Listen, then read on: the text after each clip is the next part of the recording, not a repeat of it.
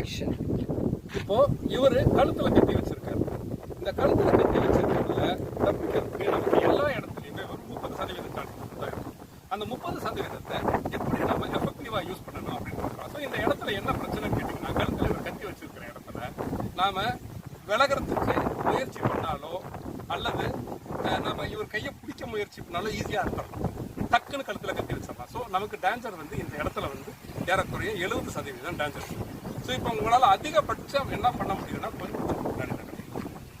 கொஞ்சம் பின்னாடி நகர்ந்தா உங்களுக்கு இந்த கேப் இருக்கும், ஒரு சேஃபான கேப். அதாவது இந்த சேஃப் கேப் அப்படிங்கிறது டக்குன்னு ஒரு அடுத்து ஒரு ஃப்ராக்ஷன் ஆஃப் செகண்ட் தான் வர்றதுக்கு டைம் இருக்குங்கிறப்போ நீங்கள் பின்னாடி வரும்பொழுது இந்த கையை முன்னாடி வச்சு இவருடைய வயிற்றுல அடிச்சீங்கன்னா அவர் குனியும் பொழுது இந்த கத்தி முன்னாடி போகும் பாருங்க.